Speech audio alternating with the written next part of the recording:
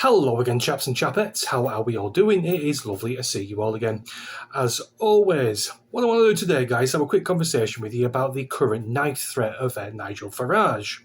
Now, he has said he is refusing to do surgeries with his constituents over in Clacton-on-Sea because of the obvious threat to his life that exists at this present moment in time and for the foreseeable future. Let's not kid ourselves here.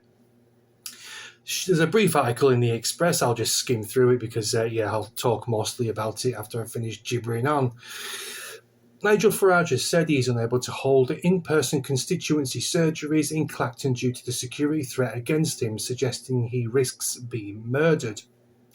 Mr. Farage has been criticised by left-wing opponents, so of course he has. We'll get to that momentarily, who have accused him of failing to behave like a normal MP in regards to holding advice meetings with constituents. A critic of Mr. Farage's from Manchester called into the show to ask how many surgery he has conducted since being elected in July.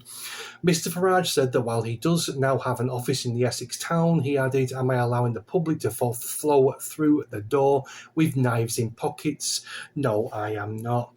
Now, the reason as to why many of his left-wing critics are demonising him for making this decision is because I think they'll be more than happy to see Nigel Farage murdered in one of his surgeries, much like David Amos was murdered in Somerset, I think it was. Do correct me if I'm wrong in the comments, but he was a much less conservative figure than Nigel Farage is. I mean, let's look at the past, 6 to 12 months. He has been milkshaked numerous times. He has had bits of cement and building rubble thrown at him. It is not beyond the realms of possibility that one day Nigel Farage will be killed by some nutter. Like I say, look at David Amos. Look at the various other knife attacks that have come against non-political people, army officers, members of the public, etc. I think Nigel Farage is well within his right to cancel or refuse to have face-to-face surgeries with his constituents, even if he has security up the arsehole. His life is still in danger because he is a prominent political figure who happens to be right-wing. This goes for the same for any MP, be it Labour or Conservative or Greens or SNP.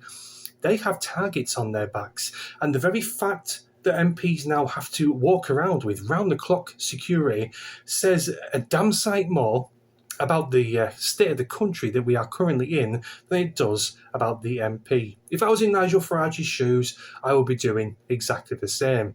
He could maybe do a conference type of surgery where he's on a stage surrounded by a massive crowd of meatheads that surround him, or he could be in a perspex box maybe, much like Donald Trump is now. I don't know, but yet again, I do fully agree with him, and he has my backing on this.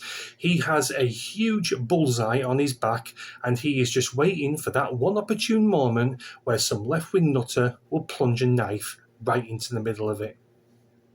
What do you think, guys? Do you think he's a bit of a pussy for doing this, or do you think he's well within his rights? I mean, after all, he has a family to look after. He has a family at home. He has grandkids. He has children, etc. I don't think he wants to die prematurely. Let me know what you think in comments, and I'll see you when I see you. Thanks for watching, guys. Cheers.